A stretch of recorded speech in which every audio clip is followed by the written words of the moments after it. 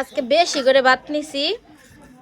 ঢাকা শহরে আমি এত ভাত মানে বাসায় যখন থাকি এই যে এই করে নি।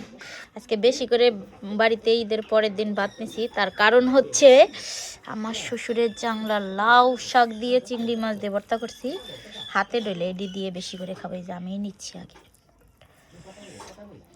এটা গরুর গোস্তের থেকে শতগুণে বেস্ট। এইগুলা দিয়ে ভাত খাইলে ও কি যে শান্তি। গরুর গোস্ত দিয়ে ভাত খেলে জীবনও এই স্বাদ পাওয়া যাবে না। সেই স্বাদ। ভাতের পাতিল নিয়ে বইছি, ভাতের পাতিল নিয়ে বইছি, যতটি খাই পুরো এবার বাড়ি আজকে।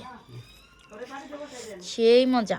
গ্রামে এসে কে কে মাংসও কিন্তু রান্না করছে। মাংস রেখে কে কে রকম শাক পাতা দিয়ে ভাত খেতে পছন্দ করেন। আমার কাছে তো সেই লাগে।